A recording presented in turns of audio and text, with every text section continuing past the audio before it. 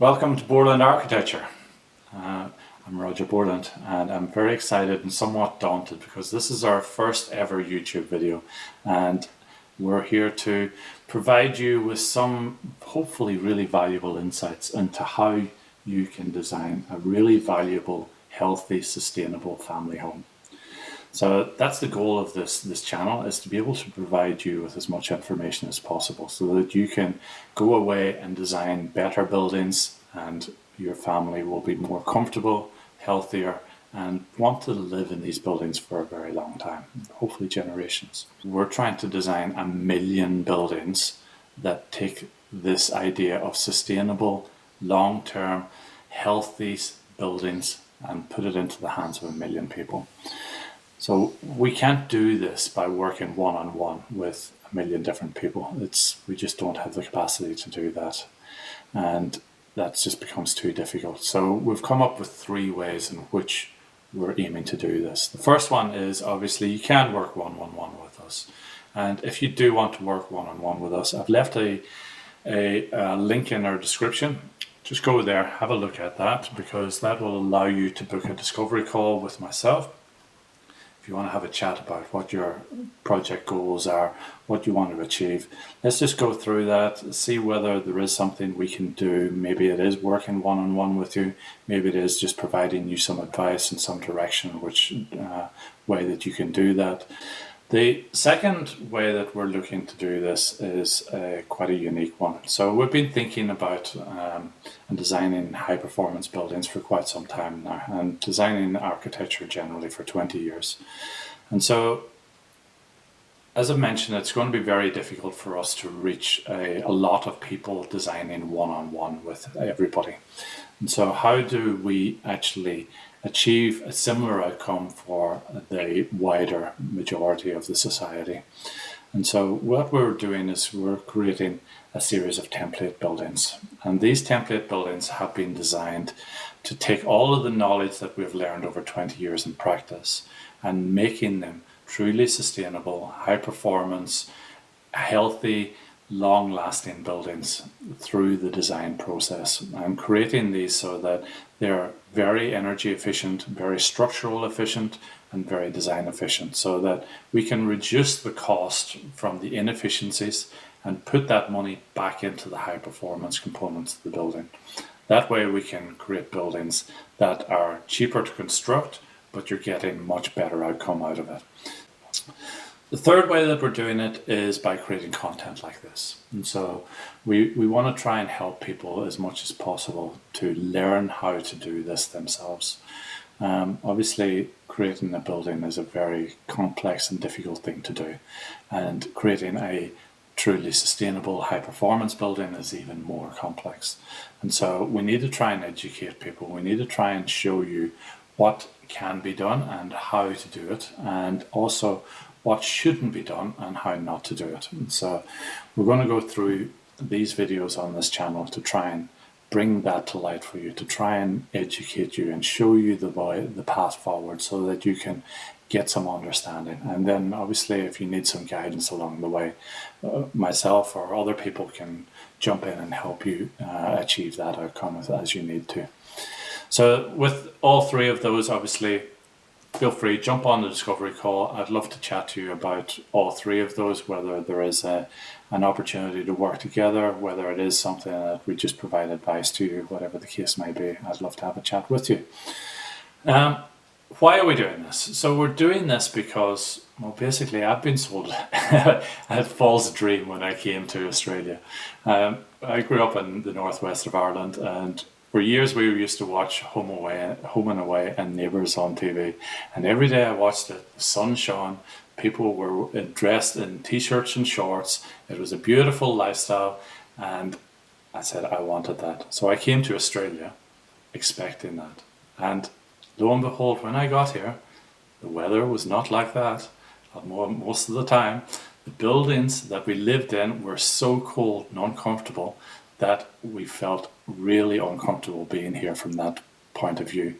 And this comes from coming from a country where it goes below minus 6 months of the year, and The buildings there are 150 years old, the building that I grew up in, but it's still far more comfortable than the buildings that I lived in since I came to Australia.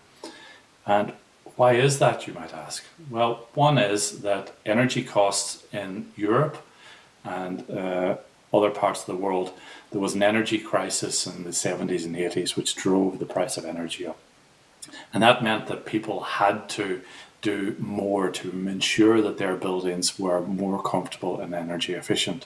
And they did that because it was going to cost them more money if they didn't. In Australia, we had the opposite effect. We had the cheap energy from coal that we had on the land here already.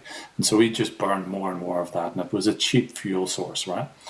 And that meant that we avoided making our buildings more energy efficient because the energy was cheap. And therefore, we could just pay more to get it energy efficient. And we didn't bother, therefore, making our buildings better. We just put a Band-Aid on the problem instead. Now, that's no longer the case. Energy volatility has gone through the roof. Energy prices have gone through the roof. We've seen how our energy is affected by world events, and because we're now living in a global climate, wars in Ukraine and other places now are having a dramatic effect on the cost of energy, the cost of food, and generally the cost of living that we have here in Australia. So no longer can we remain building houses and buildings generally in the way that we used to do it. We have to make a change, and we have to make our buildings better, and we have to think about how we can be more self-sufficient within our own buildings, not relying on those external energy sources to provide our warmth and comfort.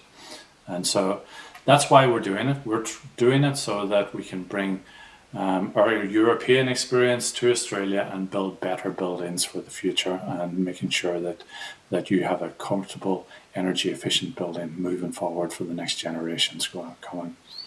So that's why, to do this, we've set out 6 design fundamentals which we follow every single day in our work. And in the next 6 videos that I'll go through, I will touch on each of these in a lot more depth. As part of today, I'll just give you a summary of what these 6 fundamentals are so that you've got an idea of what's coming. So the first one is timeless aesthetic.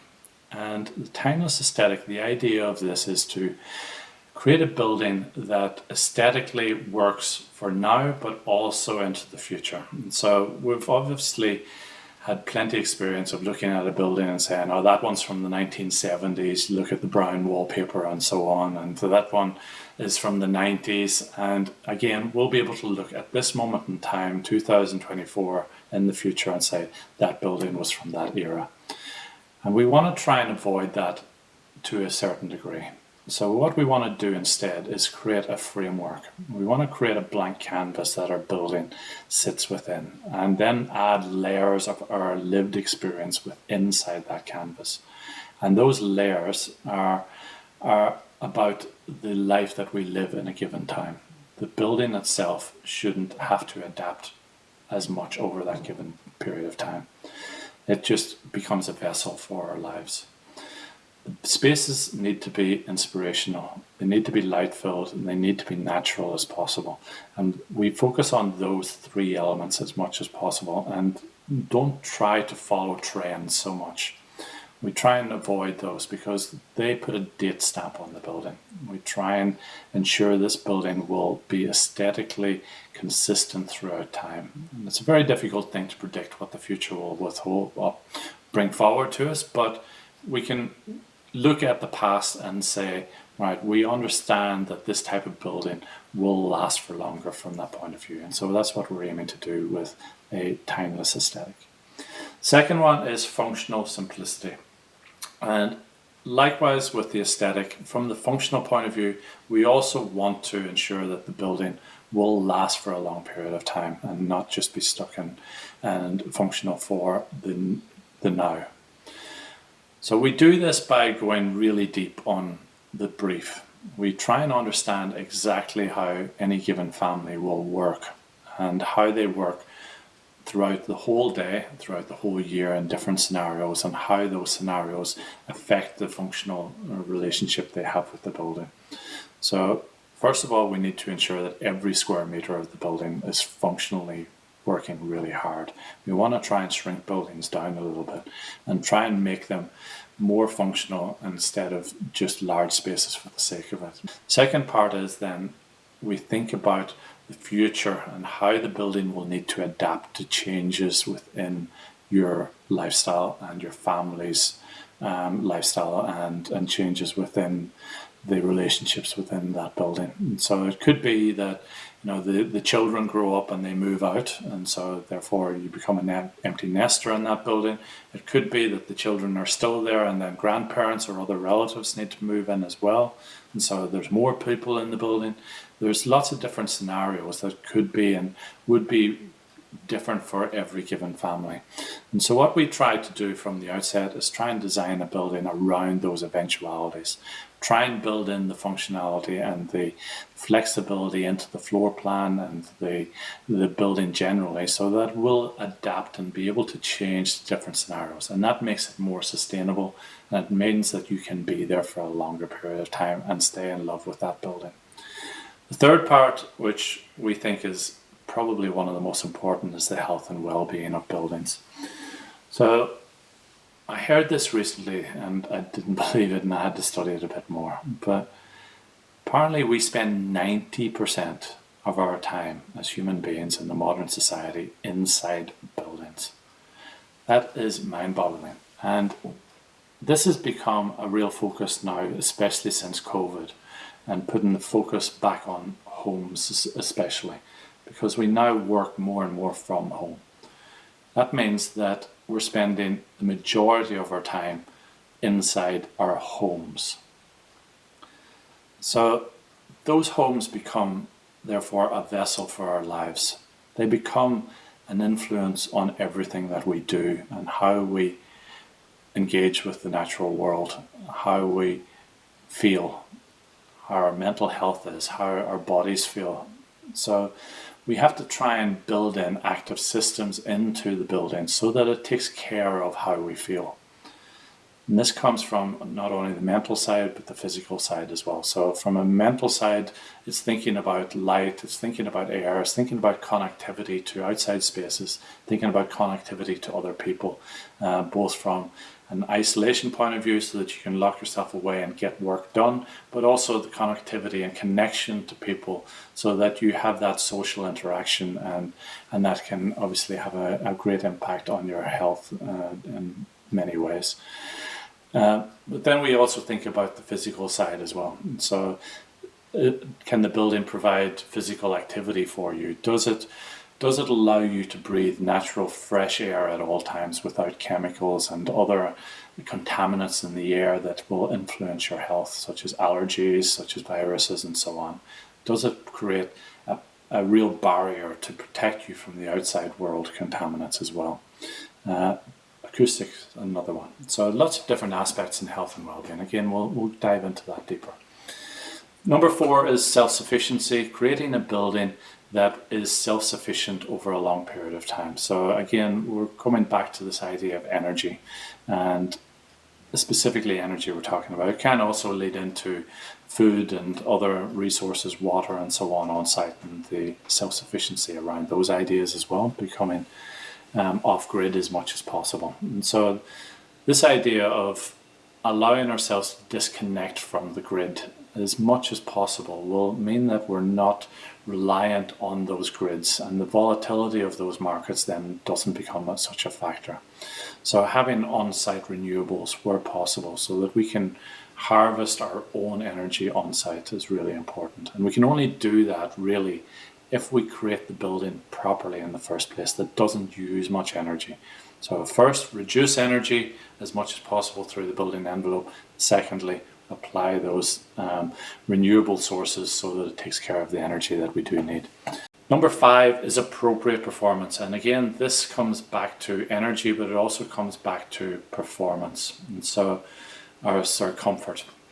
So it's ensuring that the building envelope itself is creating a really important barrier between you and the outside world. It's ensuring that the internal environment is kept at an optimal temperature at all times.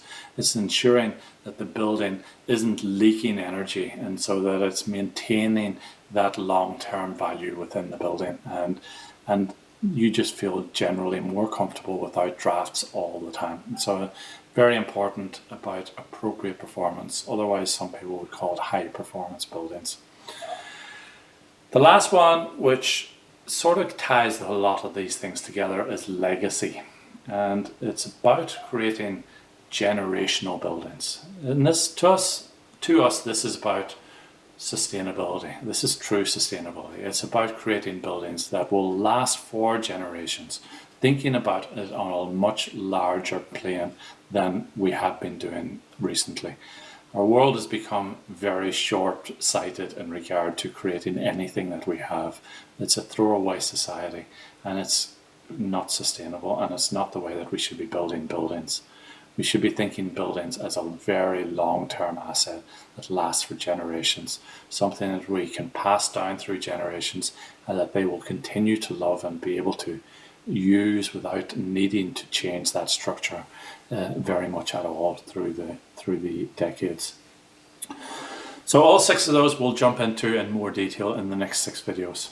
In the meantime, I hope you enjoyed this one. This is just a summary really of an introduction to what we're going to be talking about on this channel, and going into more depth and many aspects of high performance building and creating really valuable family homes. Thank you for watching. If you like this, please subscribe, like, click the bell button so that you get a notification for the next video coming along, and also share it with a friend.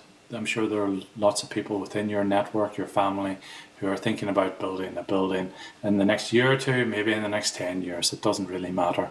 They need to start thinking about these things as early as possible so that they can build these into their design process. Thank you for watching. I'll see you in the next video.